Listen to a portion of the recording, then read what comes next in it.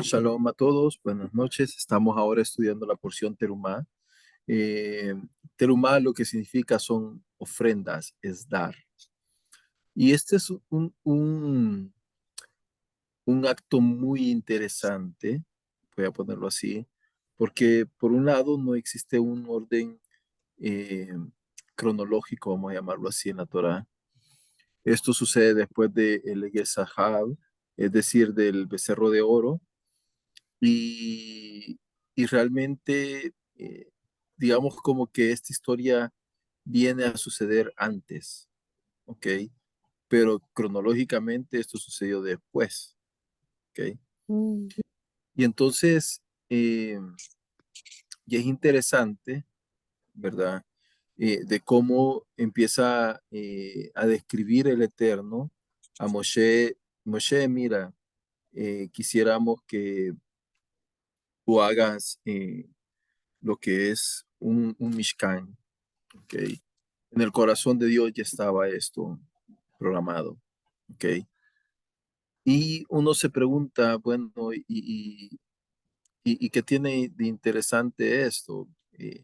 Yo creo que realmente es que hay mucho simbolismo, eso es por un lado, pero más que allá es cómo empieza esta porción. Dice, y el Eterno habló a Moisés diciendo, habla a los hijos de Israel, para que separen para mí una ofrenda. De todo hombre cuyo corazón impulse a ello, tomarás ofrenda para mí. Eh, y acá este es el tema central de esta parashá, a diferencia, digamos, de la religión cristiana, que es donde yo me crié. Yo me recuerdo que, por un lado, en Iglesia Católica, a mí me enseñaban que yo tenía que dar limosnas y que eso era suficiente, ¿no? Y no estoy despreciando a la gente que hace esto, para nada. Sencillamente lo que estoy diciendo es que el concepto de limosna no aparece en la Torá. Ese es un invento posterior. Y esto, digamos, de alguna manera es que la limosna es lo que se le da a la gente, digamos, que uno no conoce.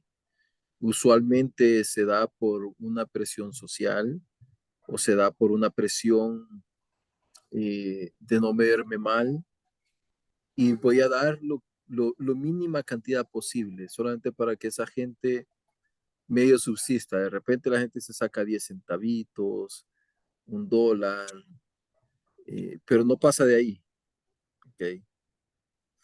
Y en ese sentido, la limosna, que es algo que traen después los evangelios, como concepto, cuando dice que una mujer dio una limosna, eh, realmente degradan a la persona, tanto el que la recibe como al que lo da, ¿ok? Porque estamos dando el bagazo, digamos, de lo que recibimos del Eterno. Por otro lado, luego me crié mis papás se hicieron pentecostales más o menos cuando yo tenía unos 15 años o 12 años, no me recuerdo bien.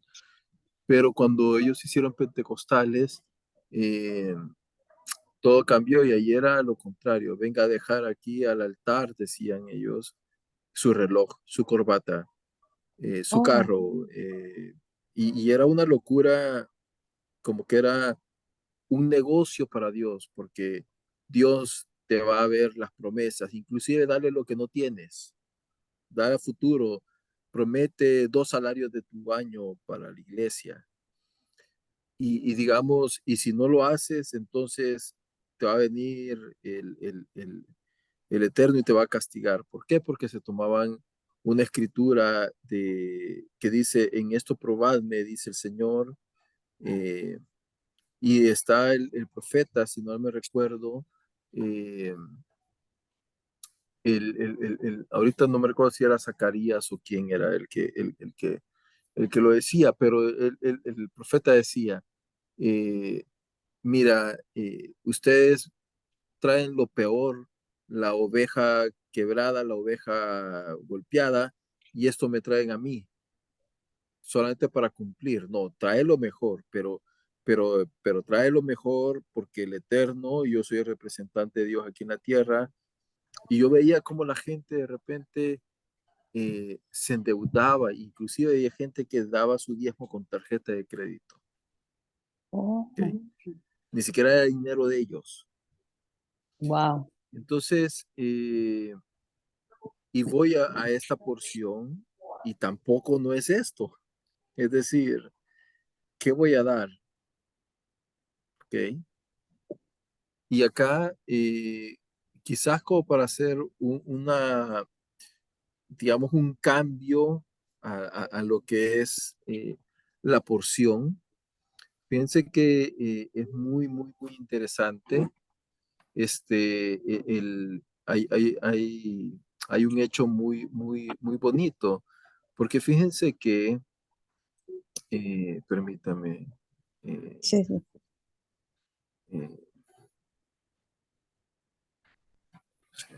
muchacho, solo quiero recordarme que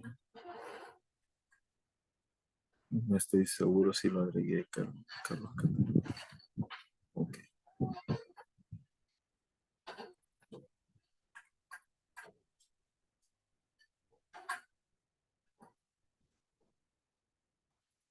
ok. Bueno, entonces, el tema es que cuando leemos cómo se dio el becerro de oro, fíjense que es muy interesante el hecho de que el becerro de oro fue una cantidad que se le pidió a toda la gente y fue una obligación y se le pidió a los hombres. Es decir, las mujeres no participaron en eso, fueron los hombres quienes dieron en ese sentido. Y esto, ¿dónde lo podemos ver? No lo tenía preparado acá, pero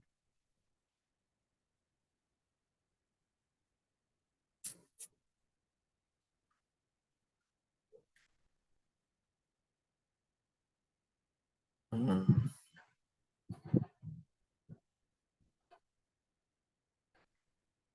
lo que pasa que acá es bien interesante porque definitivamente eh, cuando sucedió esto del becerro de oro, fue como ponerle la espada contra la pared a la gente y decir, bueno, ok, vamos a realizar algo que realmente, vamos a ver, capítulo 32, a ver,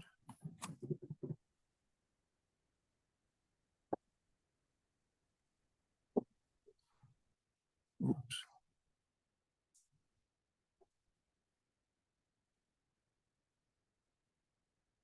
eh, lo que pasa es que quería hablar de esto porque pues, quiero que más o menos veamos cómo dice, capítulo Ya, 32, y aquí estamos en el capítulo 25, ¿ok? Lo que estamos leyendo ahorita. El ya. capítulo 32 está narrando algo que sucedió antes de esta porción Trumá. Por Mm. eso es que la Torá no empieza a hablar de cómo se desarrolla cronológicamente las situaciones o los sucesos, sino de cómo se fueron dando para el autor en orden de importancia a cada uno de los temas. Entonces, y dice, y vio el pueblo que Moisés tardaba mucho en bajar del monte y se reunió el pueblo junto a Aarón. ¿Qué es lo que aquí sucedía? Aquí en este momento, Moisés está recibiendo las 10 palabras. Ya la tabla. Se tardó Mm. 40 días. ¿Cómo es posible que se pueda tardar 40 días? Porque cuando uno entra al plano de la espiritualidad o al plano de donde no está la materia, nuestro, no existe el cronos, vamos a llamarlo así, para ponerle un nombre, no existe el tiempo en dónde, en la eternidad. El tiempo es algo que estamos subyugados aquí en la tierra. Y afuera es realmente, es relativo. Por ejemplo, si yo quisiera viajar en avión, voy a ponerlo así, voy a tardar 30 horas, 40 horas probablemente a la vuelta alrededor de todo el mundo, ¿no? Si yo voy, perdón, si yo voy al espacio, lo hago en 3 horas, Ya. ¿ok? Todo es relativo, ¿ok? Eh, y qué es lo que sucede? Moisés entra a la presencia de Dios. Ahí es donde la tierra se une con el cielo en el monte Sinai, porque ahí mismo baja el Eterno. Entonces es como que si hubiera abierto un Gan Edel, donde el plano espiritual está al mismo tiempo que el plano físico, son uno solo. ¿Y qué es lo que sucede? Moisés dice que sube 40 días, 40 noches. Para Moisés no fueron 40 días y 40 noches. Para Moisés sencillamente fue un tiempo donde él recibió las tablas y él estaba viendo cómo el Eterno labraba con su propio dedo, si se puede llamar de alguna manera, el milagro que sucedía mientras estaba tallándose en piedra las 10 palabras.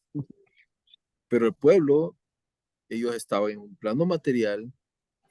Moshe no eran Esperando, 40 días, 40 noches, ellos estaban esperando, ellos ya habían esperando. pasado 20 días, 30 días, y este Moshe no Ni baja. ¿Qué bajaba. pasa? Se murió, o sea, porque Moshe ya tenía más de 80 años.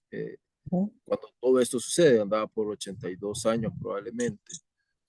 Eh, y de repente, ¿qué es lo que dicen? No, aquí sucede algo, capaz Moshe se murió, no sabemos nada de Hashem. Entonces, ¿qué vamos a hacer? Bueno, nos vamos a juntar.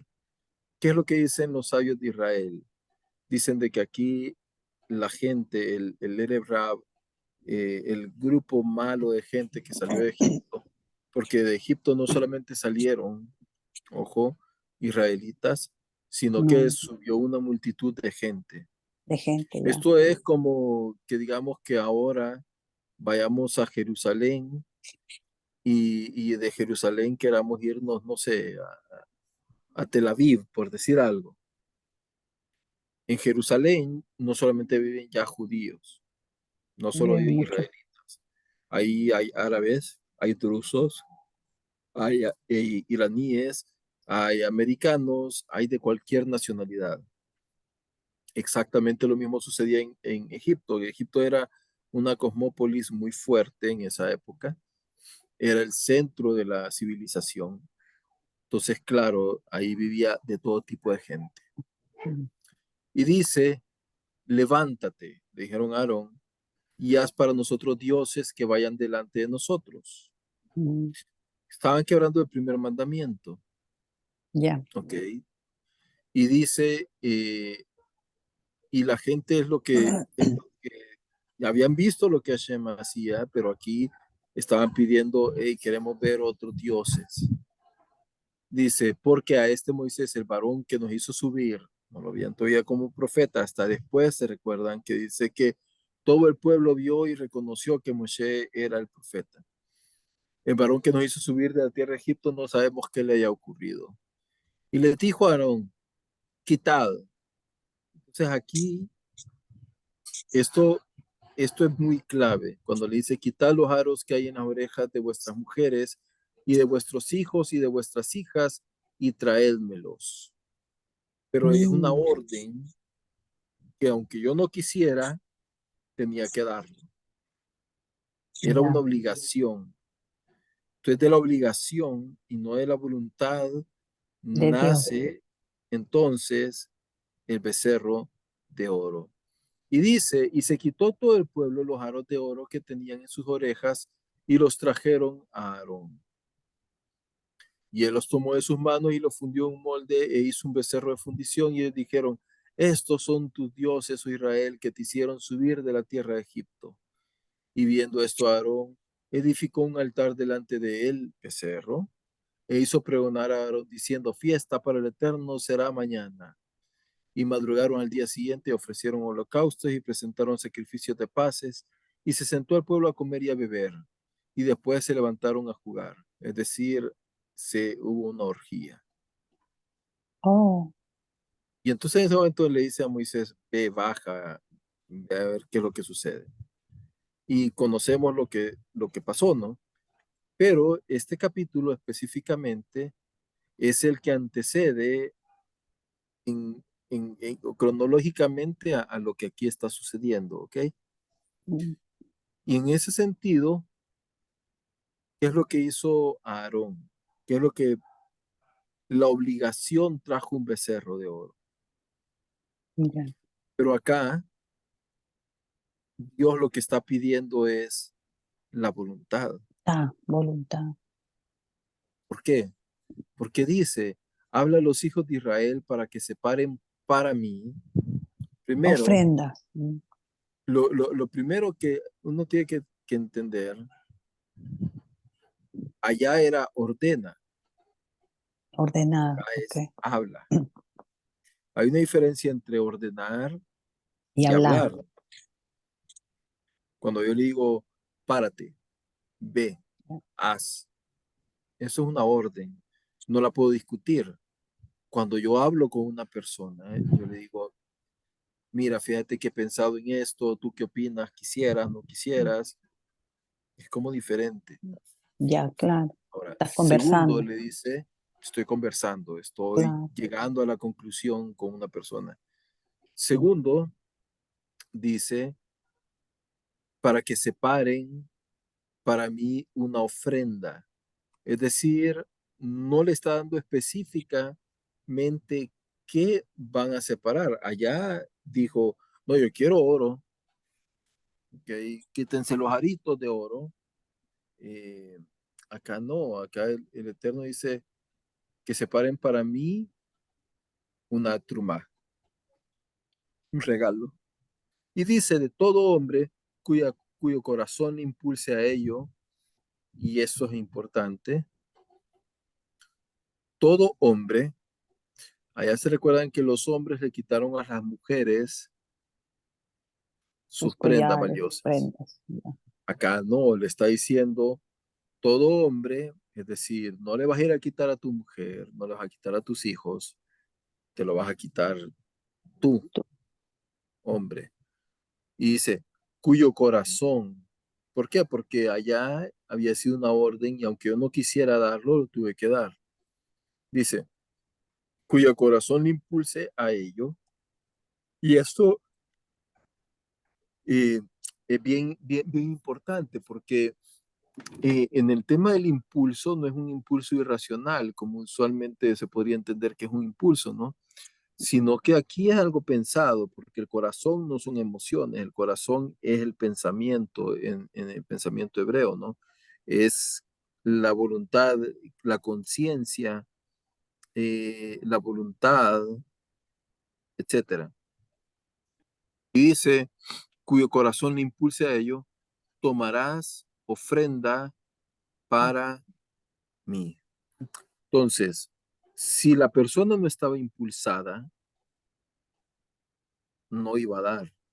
Y estaba bien, porque aquí no dice, ah, mira, y aquel hombre que no dé, porque no lo leo, entonces Ya. va a ser maldito, le va a ir mal en su vida, No. va a quebrar económicamente.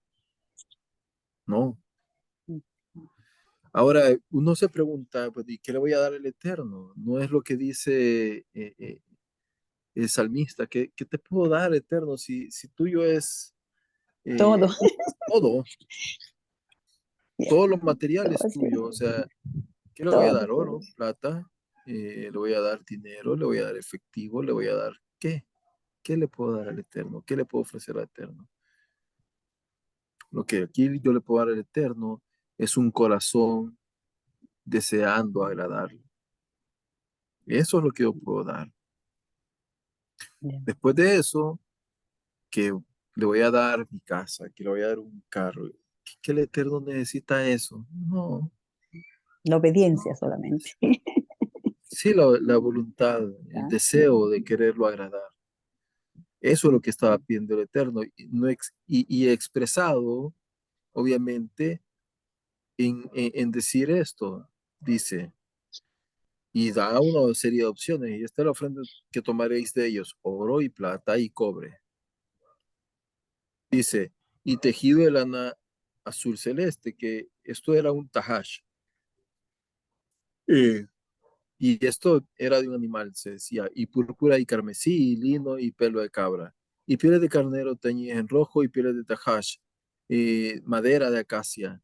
La madera de acacia bien interesante, que quien sembró esa madera fue Abraham, 210 años antes. oh, ¿Ok?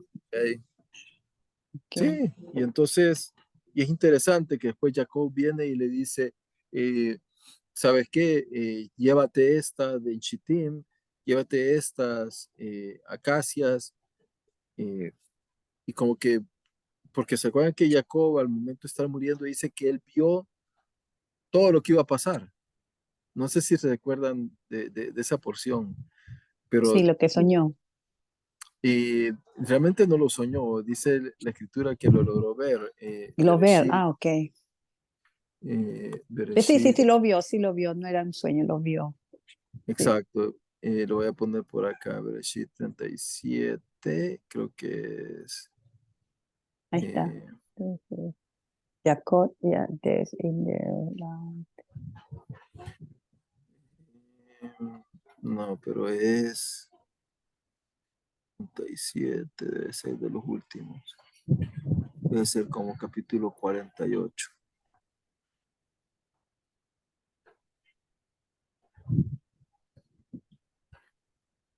Eh,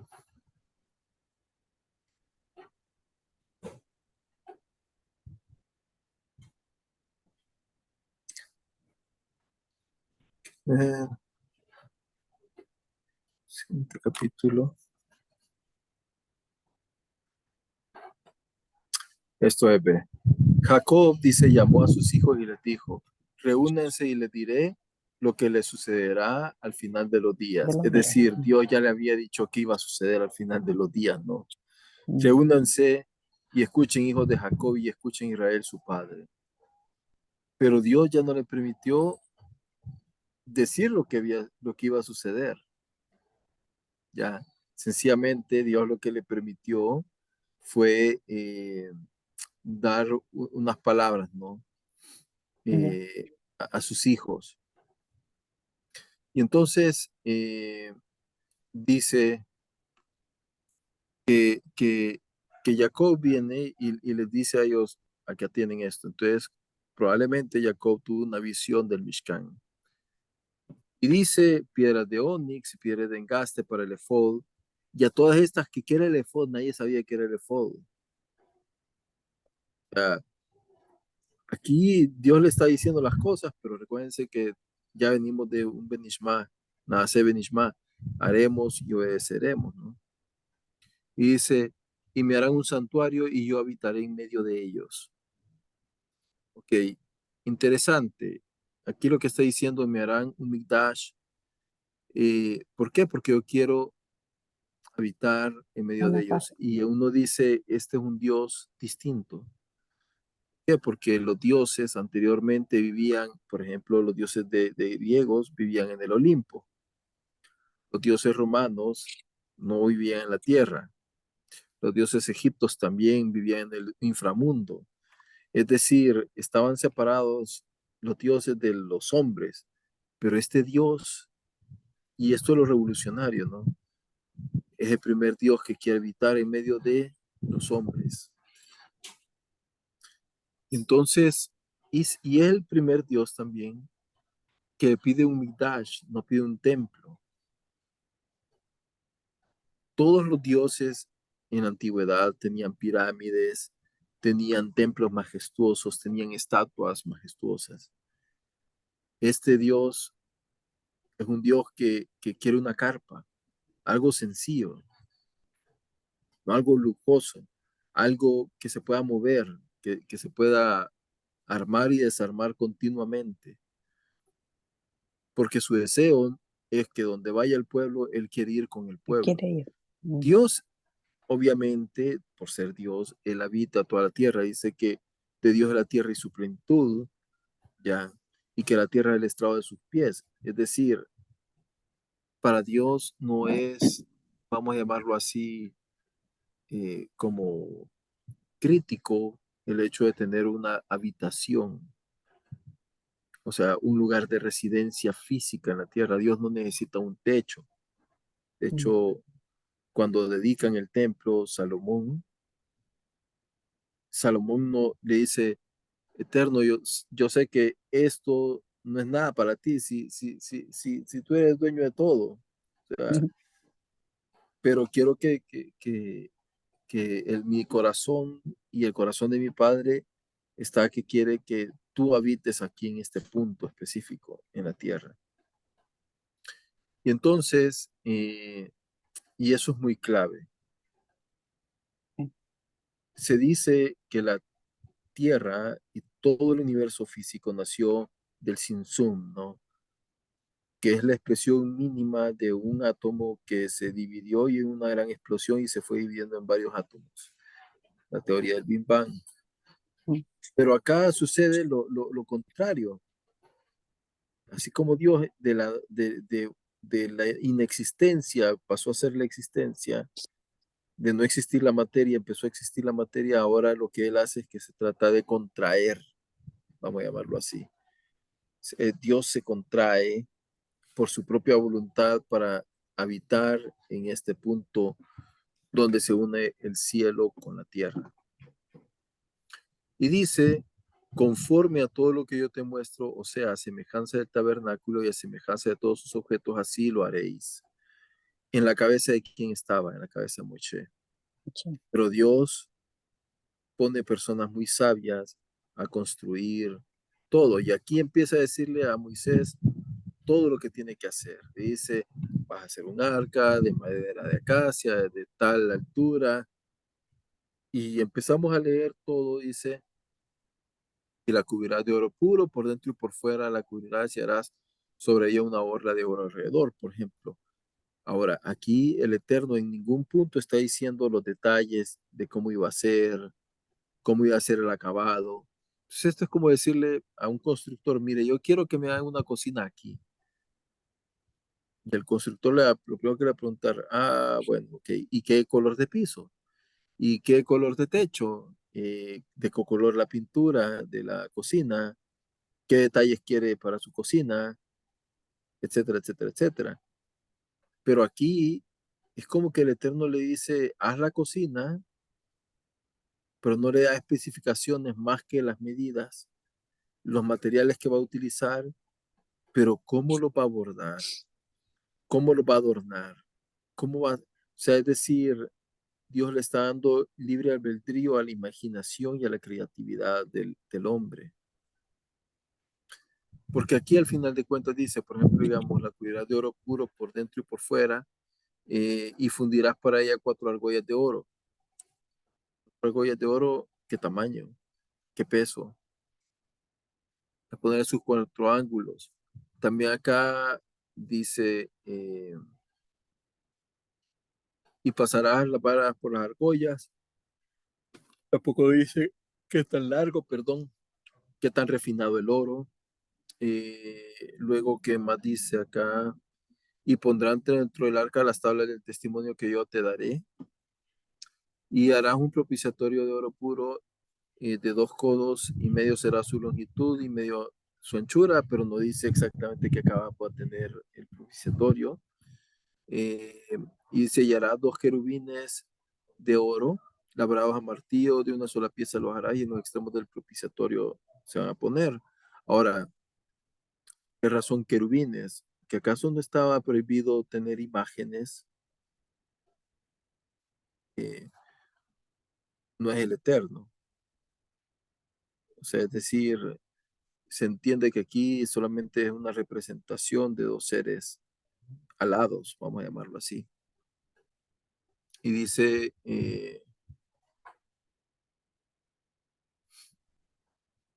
y no tienen forma, no tienen cara. Dice que van a estar con las alas extendidas hacia arriba, cubriendo sus dos alas de propiciatorio y vueltas sus caras una a la otra. ¿Ok? Y en fin, vamos a ver, después de eso empieza a decir qué es lo que va a suceder con los tiempos señalados, etcétera, pero no especifica así claramente, solamente va dando, haciendo los detalles del presupuesto, vamos a llamarlo así, detalles. Y eso es todo lo que se hace, ¿no? Y es muy específico, eh, y digamos que no entra en tanto detalle al respecto, ¿no? Después de eso, empieza a hablar del tabernáculo como tal, y el tabernáculo era una serie de capas. Y eso es muy interesante porque no había ventilación dentro. ¿Ok? Parte probablemente de la razón por cual solamente una vez al año entraba el sumo sacerdote, ¿no? De haber sido una atmósfera muy asfixiante, realmente. Eh, y llevaba, digamos, 11 cubiertas de diferentes tipos de material, es decir, tenía que estar forjado cada una de las maderas en buen estado para soportar el tremendo peso. Yo no sé si ustedes lo han hecho, pero digamos, yo pongo una frazada para frío, que no es el material este, ¿no? Pero digamos, una frazada para frío pesa, si digamos que fuera de lana, ¿no? Después pongo otra carpa como de lona. Después vengo y pongo una piel de algún animal, de oso, por decir algo. Y así voy llenando. Se puede imaginar el peso que eso acumula en una extensión larga, bastante, ¿no? Y acá empieza a decir cómo va a ser el detalle de las presillas, y todas las medidas.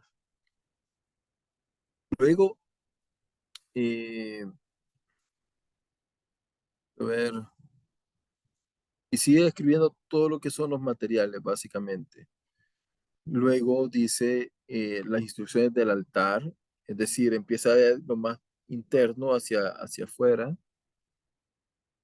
Y básicamente, quizás dice, ahí está la instrucción también de lo del aceite, ¿no? De cómo se va a hacer, algo muy específico, un olor muy característico. Dice, y también da la orden para que Aarón sea por todas sus generaciones el escogido, ¿no? Del Eterno para el servicio. Y acá luego tenemos la Haftará. La Haftará básicamente es la dedicación del templo de Salomón, que es algo muy parecido a lo que está sucediendo acá en la porción de Trumá. Básicamente lo que dice es que aquí se ejecuta el deseo de David de construir un templo. ¿Por qué Dios lo permite? Porque hasta ese entonces, después de que la gente entra a la tierra de Canaán, el tabernáculo empezó a pasear por todos lados y los utensilios también. Inclusive llegó a estar secuestrado varios utensilios donde estaban los filisteos. Eh, y eso es muy interesante porque uno dice, wow, ¿cómo es posible que después de eso vemos ya en el libro de Josué, que el tabernáculo no tiene tanta importancia como en el tiempo de Moshe? Luego vemos ya en la época de los jueces que el uso del tabernáculo y especialmente con el rey Shaul, cómo, cómo todo el tema del tabernáculo pierde un sentido de unidad israelita, ¿no? Y empieza a pasear por todos lados y no está en un lugar fijo sino que anda de lugar en lugar. Y como que de repente David, no sé, me imagino que lo vio, lo visualizó y dijo, no, yo tengo que dejar una morada fija para el Eterno aquí en Jerusalén y se propone. Dios lo acepta como tal la idea de David. ¿Por qué? Porque empieza con la misma idea de esta porción, que David quiso de su corazón dar algo para el Eterno. Y esa es la clave. Entonces, pero a David, por haber derramado sangre, Dios le dice, tú no puedes. ¿Por qué? Porque al derramar sangre, él se volvió una persona, digamos, impura. Luego viene, ¿y quién sale después?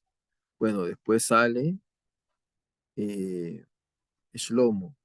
Shlomo, David, su padre, le encomienda construir el templo y lo construye de una manera muy majestuosa.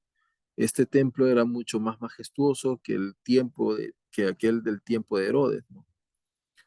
Y acá dice, eh, en el mes segundo, dice, habían transcurrido 480 años desde que los israelitas salieron de Egipto, es decir, 480 años que el Mishkan andaba para arriba y para abajo sin lugar específico. Y dice, el templo del rey Salomón, que el templo que el rey Salomón construyó para el Señor medía tanto, tanto, tanto, igual que las medidas acá. Eh, y en la construcción del templo solo se emplearon piedra de cantera, etcétera. Y dice, y la palabra del Señor vino a Salomón y le dio este mensaje: ya que estás construyendo este templo, quiero decirte que si andas en mis estatutos y obedeces mis leyes y todos mis mandamientos, yo cumpliré por medio de ti la promesa que le hizo a David tu padre. Entonces viviré entre los israelitas.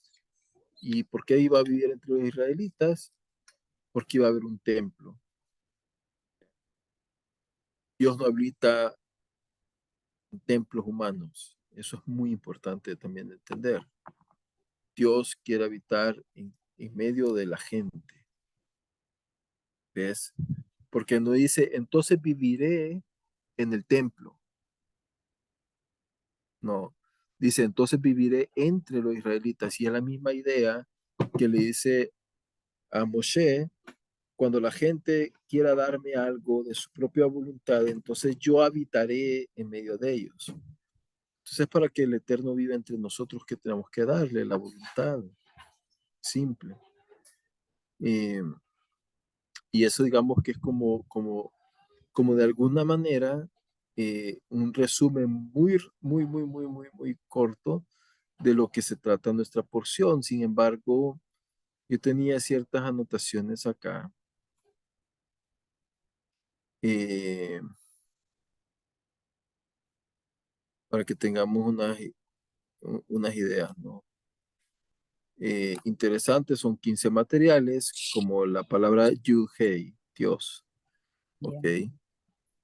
Luego, Natán es dar, y esto se puede dar, puede ser para acá o para allá, igual que la palabra acá la puedo hacer para arriba, para abajo, Trabajo. y lo mismo es, acá se lee igual. Luego, eh, luego lo que dice es que hay ciertas ideas muy bonitas. Primero es eh, que el Aarón, el arca, fue el primer objeto creado en el tabernáculo. Tabernáculo.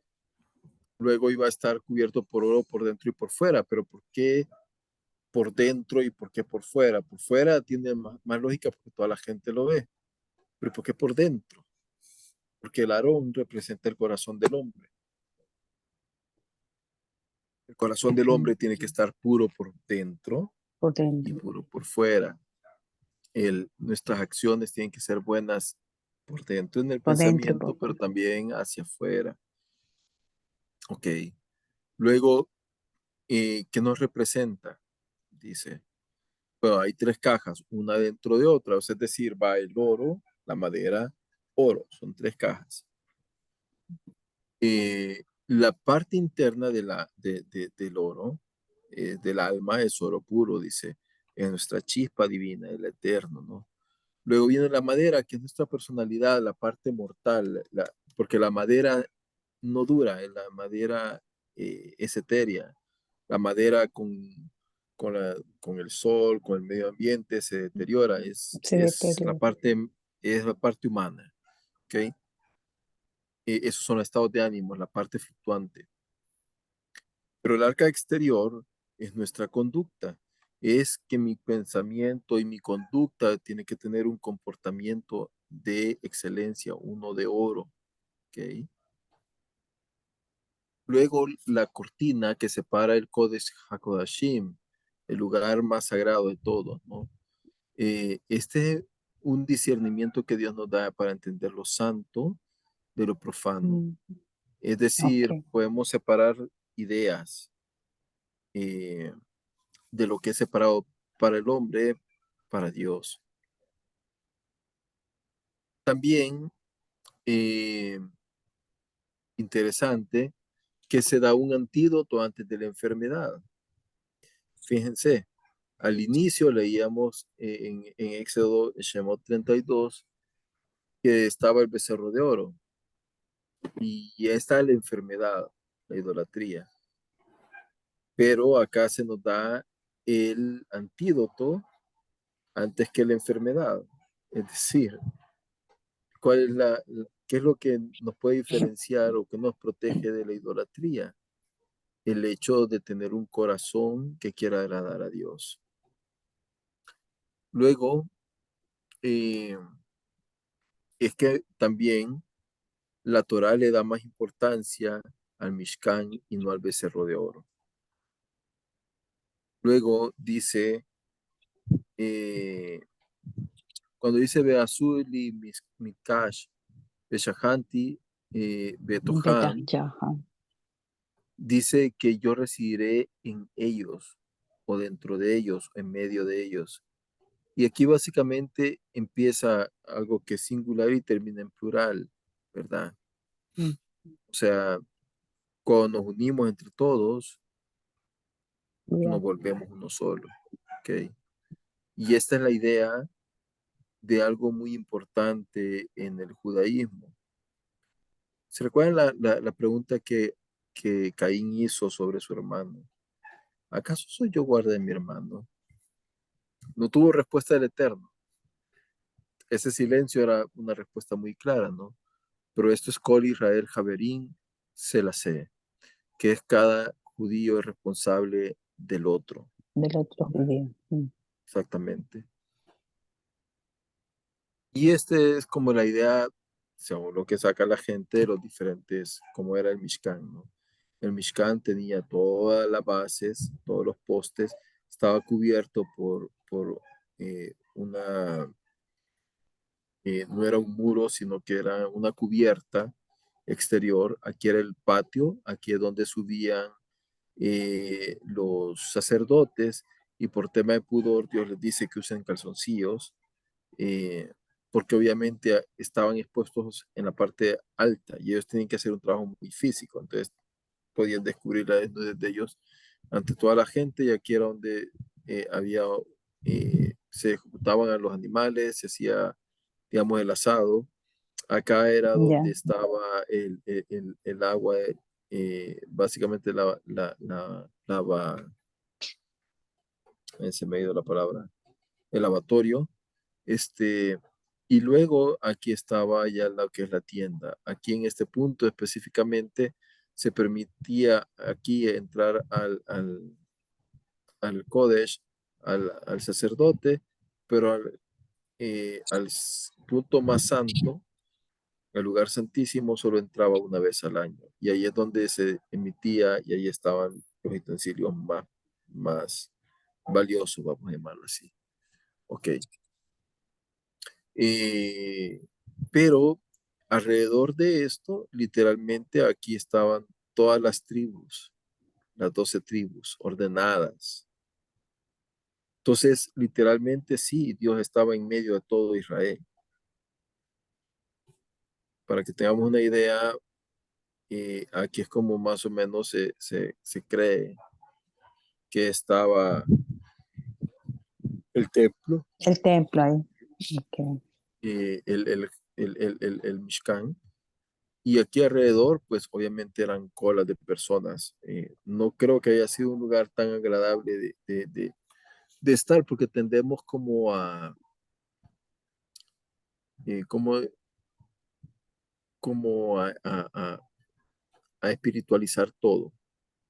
No quiero que me malinterpreten, pero honestamente, Ya. yo digo, eso olía a carne quemada, a tripas. O sea, para un hombre moderno de hoy en día, no es como el lugar predilecto para estar. Era un destazadero.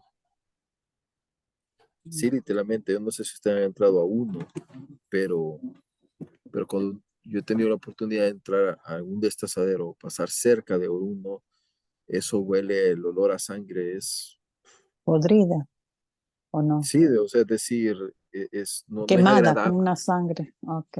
sí, no es agradable. Es decir, es un trabajo muy pesado, muy duro, y obviamente no quiero decir con esto de que el Eterno, pues obviamente reside en todos los lugares, pero todo esto de dónde nace, todo este servicio que está acá, pues todo esto nace como una medicina contra la idolatría para las personas de aquella época, ¿no? ¿Por qué? Porque eh, habían diferentes causas por las cuales se tenían que presentar delante del Eterno. Ofrenda. Y era una excusa para cómo presentarme delante del Eterno, para acercarme y estar delante del Eterno. Recuerden que si yo estoy aquí presentando mi ofrenda, se la estoy presentando al que está en este punto, y es el Eterno, literalmente. O sea, y eso es como una idea un poco arcaica, pero digamos que estamos hablando de personas de hace 3000 años, ¿ok? Y hay que ubicarnos un poquito no con los ojos del año 2024, sino que de hace 3800 años. Ya. Aquí básicamente cómo es que es la orden, la instrucción, y luego cómo se va preparando todo. Fíjense que eh, la orden 16 fue el Shabbat, pero fue lo primero que se cumplió. ¿Ok? La contribución, ¿ok? La instrucción número uno fue vengan, tráigame, y fue lo segundo que se hizo. En este sentido, nos da la idea que el Shabbat es mucho más importante que todo lo que está acá, inclusive se suspendían las labores del templo cuando era Shabbat. Luego tenemos un paralelo entre el Mishkan y la creación, es decir, es un espejo lo que existe entre ambos, ¿ya? Eh, y luego la interpretación de Josefo es que dice que para él el lugar santo y el patio era como el tierra y mar, ¿no? Y la tercera división es la reservada para Dios, para representar el cielo inaccesible para las personas. En el mar sí puedo entrar, en la tierra sí, pero en el aire no. También dio los 12 panes para denotar el año dividido en meses. Igual dio la menorá dividida en 70 partes que representan las 70 divisiones de los planetas o los 70 pueblos de la tierra, las 7 lámparas de la menorá, que aquí está hablando para referirse al curso de los 7 planetas entonces conocidos. Vio los velos compuestos de 4 cosas para declarar los 4 elementos. El lino El fino, que lino fino. significaba La algo tierra. traído de la tierra. ¿Por qué? Porque el lino es una planta, ¿ya? Y de ahí se saca de la tierra. Ok, la púrpura, que lo que significaba era el mar, porque la púrpura estaba teñida de sangre, dice, de los mariscos del mar. El azul significaba el aire y la escarlata significaba el El fuego. fuego. Es decir, todos los elementos de la creación básicos están ahí. Luego, Filón, por otra parte, decía, no, miren, Los querubines representan los dos atributos de Dios, el de misericordia y el de juicio, básicamente. Y también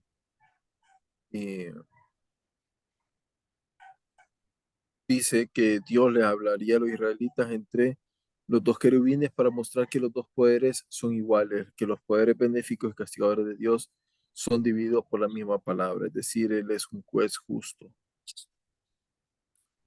Los Midrashim dice que lo que creó en el cielo tiene una réplica en la tierra, es decir, la tierra era un lugar de habitación de Dios también.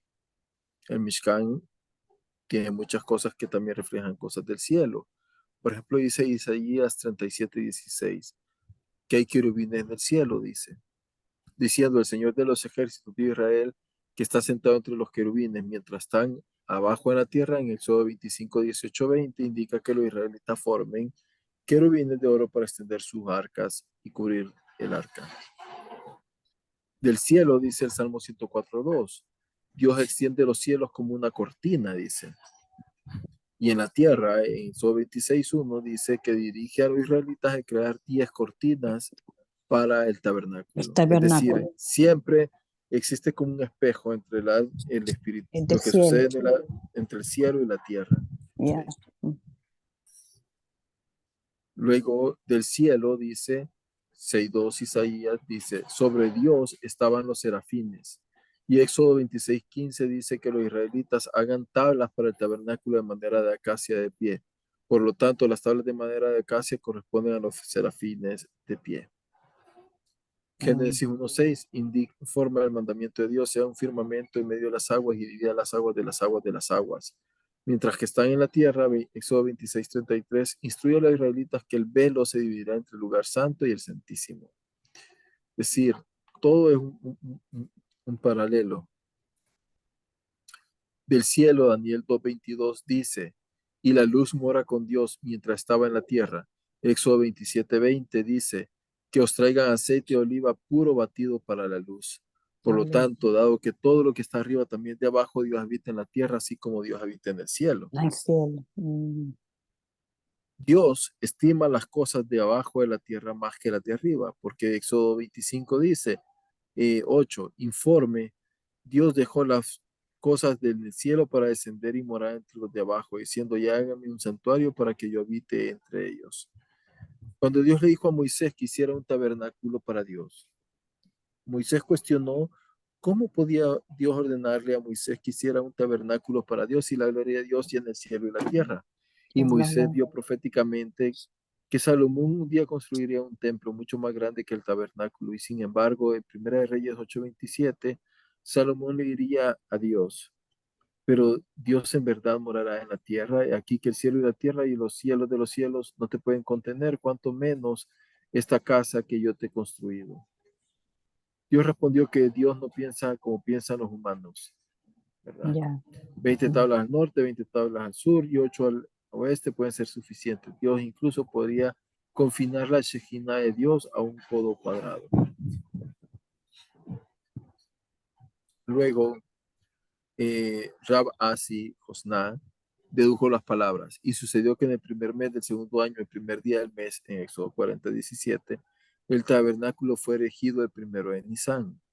El primero de Nisan fue el primer día de la creación, fue el primer día de las ofrendas de los príncipes, fue el primer día para que el sacerdocio hiciera sacrificios de ofrendas, el primer día para sacrificio público, el primer día para el descenso de fuego del cielo, el primero para que los sacerdotes comieran la comida sagrada en el área sagrada, el primero para la morada de la Shejinah en Israel, el primero para la bendición sacerdotal de Israel, el primero por la Por la prohibición de los lugares producción de altos lugares altos. y el primero de los meses del año, es decir, todo va como coincidiendo, ¿no? Proverbios 3:19 dice, acerca de la creación, el Señor con sabiduría fundó la tierra y con entendimiento estableció los cielos. Proverbios 3:20 dice, con su conocimiento fueron quebrantados los abismos. Y aquí, después de eso, vamos a leer que Besasel y Eliohiab fueron dos hombres que también con sabiduría de acuerdo a la Torá, dice que construyeron y formaron todo lo que está acá. ¿Cómo era el Aarón? Más o menos algo así. Lo voy a tratar de hacer un poco más grande. El Aarón es este. Aquí está representado por los dos querubines, o acá hay otra representación, es decir, no sabemos cómo era. Luego tenemos cómo era el candelabro, cómo era la tabla o la mesa de la proposición, ¿ok? Y dónde se ponían los panes de la proposición, básicamente. Luego, acá tenemos la idea de los Keter, ¿no? El rabino Simeón enseñó que hay tres coronas: la corona de la Torá, la corona del sacerdocio y la corona de la realeza, pero la corona de un buen nombre lo supera a todos. La mesa es la corona de la realeza, de la cual Éxodo 25-24 dice: y hazle una corona de oro alrededor. El altar es la corona del sacerdocio, el cual Éxodo 33 dice: y le harás una corona de oro alrededor. Y el arca es la corona de la Torá, la cual dice 25:11 de Shemot: y le harás una corona de oro alrededor. La palabra corona, ser, también se puede leer como zar, extraño, para enseñar que si una persona tiene mérito, se vuelve con una persona ser o corona. Pero si una persona no tiene mérito, se vuelve zar, un extraño, un Un ajeno a extraño. esa persona. Y en este sentido, cuando uno entra al templo, de hecho, donde se pone un Aarón, la Torá, ¿no? En eh, en una caja, digamos, donde se guarda la Torá, ¿no? Y la corona de la Torá también lleva una corona, ¿ok? Una corona. Luego, Maimónides dice que la creencia en la existencia de los ángeles estaba relacionada con la creencia en la existencia de Dios, y la creencia en Dios y los ángeles conducía a la creencia en la profecía y la ley. Para apoyar este entendimiento, Dios ordenó a los israelitas que le dieran el arca la forma de dos ángeles. Maimónides enseñó que no había un solo querubín para que la gente no se engañara y lo confundiera con la imagen de Dios, o asumiera que un ángel era la deidad.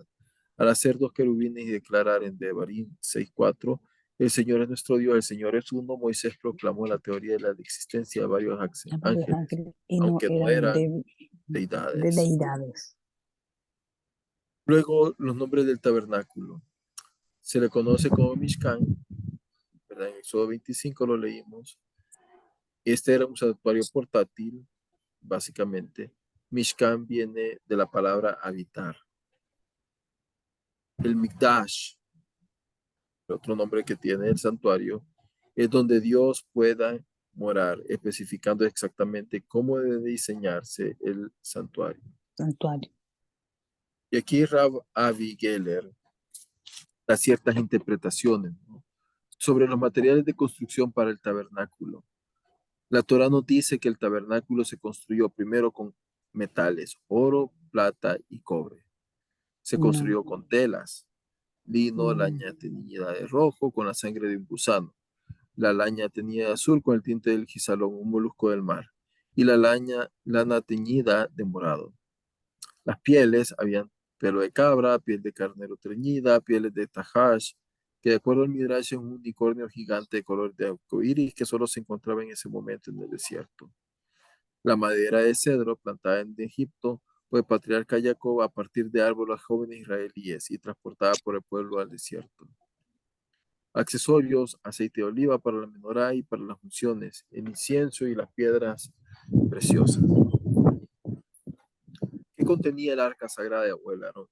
Bueno, contenía las tablas de los 10 mandamientos, Mandamientos, las las tablas tablas de originales que origen. Moshe Moshe. rompió, un jarro de maná, la vara de Aarón que floreció con almendras, y una Torah escrita por Moshe antes de su muerte, dice.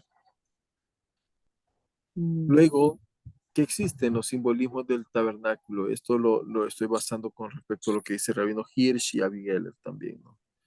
Dice que el oro es el metal más puro dentro de los materiales, ¿no? Seguido de la plata y el cobre. Esto simboliza la pureza del corazón y la intención en cualquier proyecto. Es decir, yo voy a presentarme delante de Dios o le voy a dar a Dios algo, no por un trueque.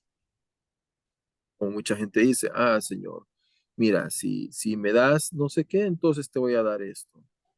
Dios no necesita trueques con nosotros. El lino representa el mundo de las plantas. La lana representa el mundo animal.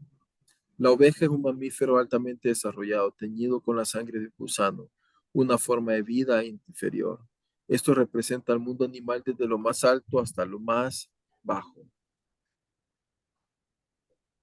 El rojo es el color de la sangre, la forma más baja de la vida del animal. El azul es el El color del azul, color cielo, del lo cielo. celestial. El morado es la El combinación de morado, ambos, entre rojo y azul. Es azul. decir, es el ser humano. ¿Ok? Somos formados Bonito. por la parte animal y por la parte espiritual. Espiritual. Los pilares que sostenían las cortinas del patio exterior tenían bases de cobre con ganchos de plata. En el patio, el altar y el lavablo eran de cobre. Las paredes del santuario interior tenían bases de oro y plata y adentro del santuario todo era de oro. La lección: mientras más nos acercamos a Dios, hay una progresión que va desde el cobre a la plata y al oro. La purificación de las propias intenciones es un prerequisito para acercarnos a Dios. Las plantas vegetan todo el día, es decir, comen y se reproducen. Los animales tienen cerebros y se mueven, pero piensan mayormente en comida y Comida. reproducción. Sus cabezas están al mismo nivel de sus cuerpos. No pregunten por las jirafas, ¿no? ¿Y por qué sus mentes sirven a sus cuerpos? En cambio, los seres humanos se paran erectos, con la mente por sobre el cuerpo. El ser humano combina todos los elementos. El aspecto vegetal, porque somos sensoriales. El aspecto animal, porque somos un poco superior al resto de los animales. El aspecto humano, que es la emoción y la razón, eso es lo que nos hace humanos, el pensamiento. El aspecto divino de la espiritualidad. Simbólicamente tomamos el lino, que es la tierra, representando la pureza en el aspecto vegetal, la lana roja, el aspecto animal, la lana morada, que es el aspecto humano, que es la parte más superior, y la lana azul, el aspecto divino, y la dedicamos al servicio a Dios. ¿Por qué? Porque en el templo todo era para el servicio divino. En el patio exterior nos prepararemos para acercarnos a Dios. Simbólicamente matamos el aspecto animal dentro de nosotros. Salpicamos la sangre que representa la vida, ¿no? Nuestra propia vida en el altar, dedicando nuestra vida al servicio divino. La rampa está en dirección ascendente, simbolizando que nos elevamos hacia Dios. Dentro del santuario interior, ¿qué teníamos? Bueno, teníamos, espérame, no sé qué pasó. Se fue. Sí, se fue. A ver, stop. Sharing. La Eh, tabla, ¿no? La tabla. sí, ok. El arca. Vamos a poner F8. Ahí está. Sí, pero,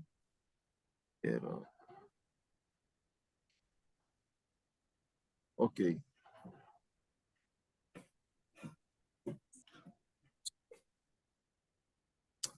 Dice, la mesa simboliza el desarrollo físico de la nación. La madera Ajá. simboliza el crecimiento constante.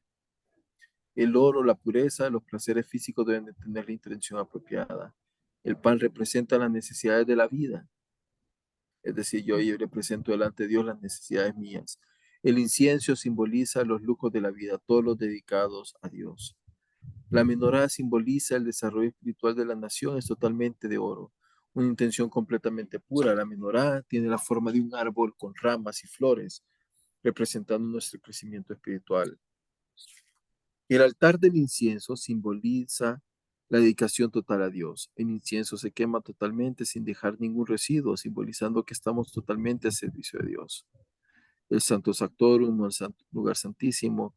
El arca está hecha de madera, simbolizando el crecimiento constante. Tiene oro en su interior y en el exterior, enseñándonos que nuestro yo interno debe ser consistente con nuestras características externas. Los dos querubines se ubican sobre los dos lados de la tabla, dice. Una trata sobre las leyes entre el hombre y Dios y la otra entre el hombre y su prójimo, enfatizando la igualdad de los dos. Dentro del arca están las tablas de piedra. La piedra representa la permanencia, algo que dura. Ya. Desde la Torá de piedra del arca, el desarrollo espiritual y físico de la nación debe influir esto en forma de un triángulo entre el arca y la mesa y la menorá. Cuando nuestro desarrollo físico y espiritual viene de la Torá, el resultado es el incienso, que quiere decir dedicación total a Adiós. Dios. Entonces, Bonito, no sabía. definitivamente, quiero ver,